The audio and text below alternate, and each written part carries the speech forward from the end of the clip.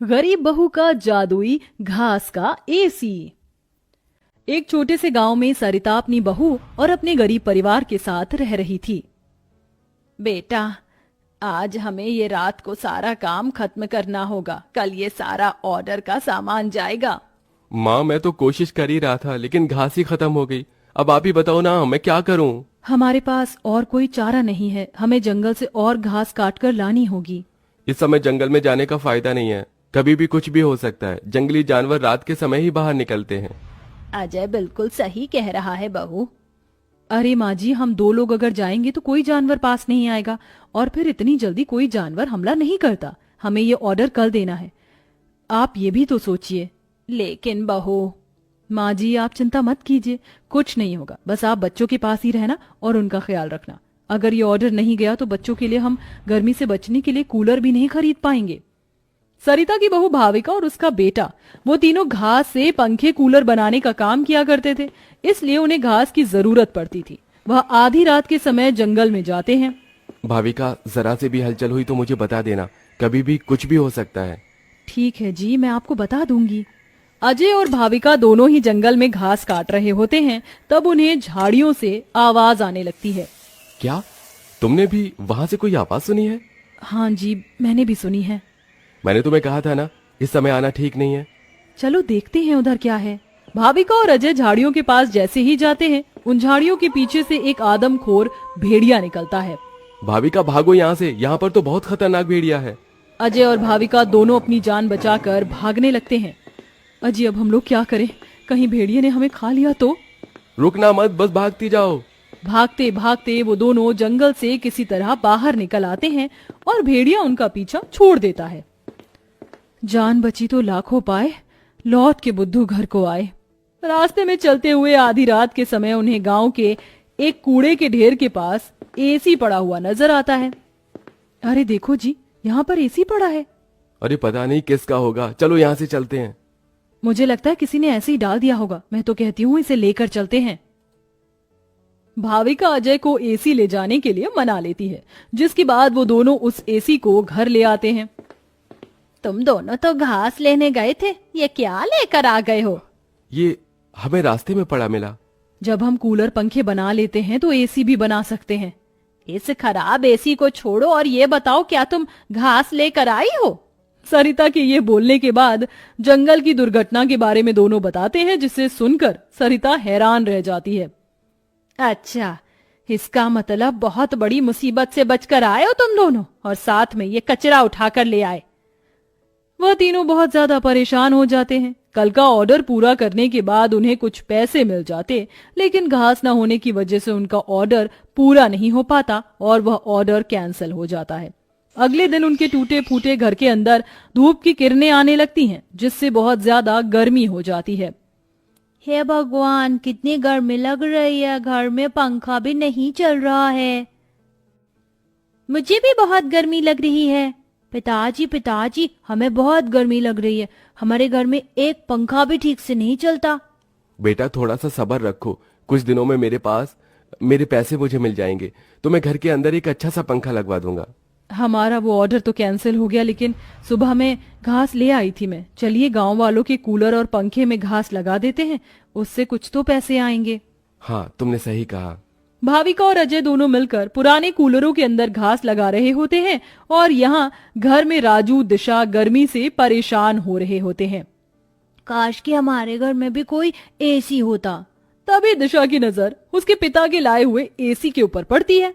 अरे राजू, जरा इसे देखो, लगता है पिताजी हमारे लिए एसी लेकर आए हैं, पर उन्होंने ये एसी अभी तक क्यों नहीं लगाया? क्योंकि ये एसी खराब है, बस इसीलिए। कल रात तुम्हारे माता पिता को यह कूड़े करकट में मिला था। ये सुनने के बाद राजू इस बात से तो खुश होता है कि उसके पिताजी पुराना ही सही, कम से कम एक एसी तो घर पर लेकर आए। कुछ देर बाद वह अपने दोस्तों के पास खेलने चला जाता है। ढोलू ढोलू, कहाँ हो तुम? चलो खेलते हैं। आज मैं नहीं आ सकता, बहुत गर्मी है, और इतनी गर्मी में मेरा मन नहीं कर रहा है आने का, क्योंकि मेरे घर के अंदर एसी लगा हुआ है। मैं उसकी ठंडी हवा में ही बैठना चाहता हूँ। एक छोटे से गांव में मोहन नाम का एक गरीब किसान रहता था। वो दिन रात खेतों में मेहनत करता, लेकिन फिर भी मुश्किल से अपने घर का खर्च चला पाता था। सुबह होते ही वो हल लेकर खेत में लग जाता, पसीने और चिंता के साथ अपनी जिंदगी को जैसे तैसे आगे बढ़ाता रहता। मोहन की पत्नी सरला एक सीधी साधी और समझदार महिला थी, जो हर हाल में घर संभालती थी। उसकी 2 बेटियां थीं। बड़ी बेटी गीता, जो समझदार और अच्छे स्वभाव की थी, और छोटी बेटी नीलम, जो चंचल और चालाक थी, लेकिन अपनी बड़ी बहन से बहुत ईर्ष्या करती थी। दोपहर का समय था। रसोई में सरला चूल्हे के पास बैठी खाना बना रही थी। गीता उसके पास आकर चुपचाप सब्जी काटने लगी।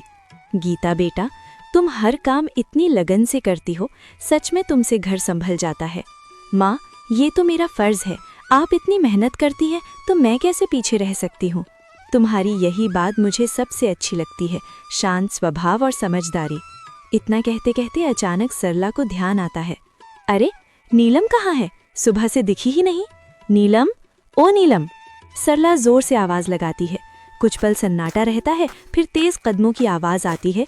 नीलम गुस्से और चिड़चिड़े अंदाज में रसोई में अंदर आती है। क्या है माँ, इतनी जोर जोर से क्यों बुला रही हैं? मैं कोई खाली नहीं बैठी थी। बात करने का ये तरीका है? मैं बस पूछ रही थी कि तुम कहाँ थी। नीलम हंसते हुए तंज में, आपको मेरी क्या चिंता होगी, आपको तो बस आपकी आदर्श बेटी गीता की ही फिक्र रहती है। गीता, नीलम ऐसा मत बोलो। नीलम गुस्से में बीच में काटते हुए, आप चुप ही रहो दीदी, हर वक्त अच्छी बनने का नाटक मत किया करो। सबके सामने सीधी साधी बनती हो और सारी तारीफें भी तुम ही ले जाती हो। नीलम, बस करो नीलम, ये जलन तुम्हें गलत रास्ते पर ले जा रही है। हाँ, जलन है मुझे, क्योंकि मुझे हमेशा आप दोनों के बीच में छोटा और बेकार महसूस कराया जाता है। आप दोनों को तो बस एक दूसरे की अच्छाई ही दिखती है। दोपहर की तेज धूप खेतों पर चमक रही थी। मोहन अपने खेत में हल चला रहा था। उसके कपड़े पसीने से भीग चुके थे, लेकिन वो बिना रुके काम करता जा रहा था। चारों तरफ सन्नाटा था, बस बैलों की धीमी चाल और हल्की मिट्टी चीरने की आवाज सुनाई दे रही थी। थोड़ी देर बाद मोहन रुका, अपने माथे का पसीना पोंछा और आसमान की ओर देखने लगा। हे भगवान, इस बार तो दया कर देना। हर साल की तरह इस बार भी अगर फसल खराब हो गई ना, तो घर जलाना मुश्किल हो जाएगा। बच्चों की जिम्मेदारी है, घर का खर्च है, कब तक यूं ही जैसे तैसे चलता रहेगा। वो गहरी सांस लेकर फिर आसमान की ओर देखता है। बस भगवान, इस बार कोई मुसीबत मत आने देना। बारिश समय पर हो जाए, फसल अच्छी हो जाए, ताकि मेरे बच्चों को थोड़ा अच्छा जीवन दे सकूं। इतना कहकर वो फिर से काम करने लगता है। तभी दूर से कोई आवाज लगाता है, अरे मोहन! मोहन मुड़कर देखता है। उसका दोस्त रामलाल उसकी तरफ आ रहा होता है। क्या बात है भाई, आज तो बड़े सोच में डूबे हुए लग रहे हो। क्या बताऊं रामलाल, किसान की जिंदगी ही ऐसी है। मेहनत तो पूरी करते हैं, लेकिन सब कुछ ऊपर वाले के हाथ में होता है। बिल्कुल सही कहा तुमने। इस बार तो मौसम भी कुछ ठीक नहीं लग रहा, कभी ज्यादा धूप, कभी अचानक बादल। हाँ, बस यही डर लगा रहता है। अगर समय पर बारिश नहीं हुई तो सारी मेहनत बेकार चली जाएगी। लेकिन मेहनत करने वालों का साथ भगवान जरूर देता है। देखना, इस बार सब अच्छा होगा। थोड़ा माहौल हल्का होता है, फिर रामलाल मुस्कुराते हुए पूछता है, अच्छा छोड़ो ये सब, बताओ घर पे सब कैसे हैं? भाभी जी और तुम्हारी दोनों बेटियां कैसी हैं?